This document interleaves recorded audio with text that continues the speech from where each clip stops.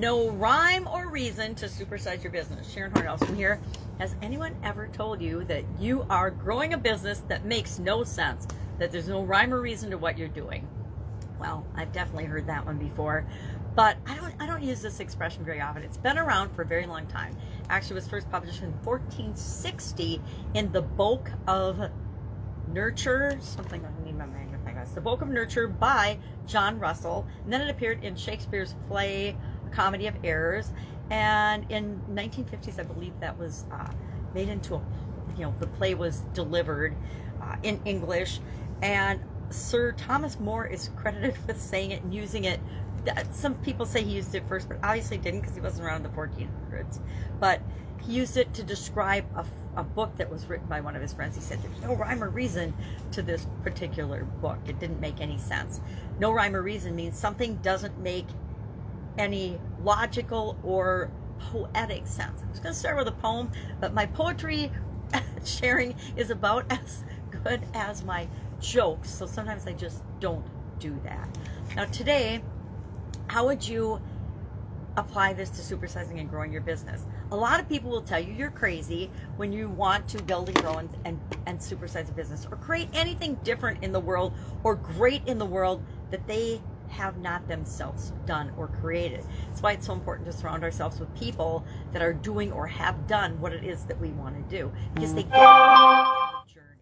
And so we want to surround ourselves with people like that, but they'll be the few people that understand what it is that we're trying to create, our vision for what it is we want to see in the world, and why we do some of the things that we do that other people think don't make any sense, but they absolutely positively are part of our steps on the journey to creating the business that changes the world, the business that we supersize in the world, the difference we make in the world, because it's frankly up to entrepreneurs and business people to do that. Some people think that the government's going to do it, but we forget the government doesn't create anything except messes in systems that cause things to break and cost a fortune that none of us really want to pay for, because especially business owners, because we understand how much effort it takes to create and generate income. So we don't want to just be throwing it at things that we know don't work, that don't get the results we want to see in the world.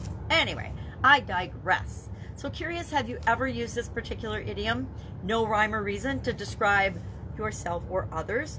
I probably maybe have used it back in corporate America to say, yeah, this decision, no rhyme or reason, but we're going to figure out how to make it work.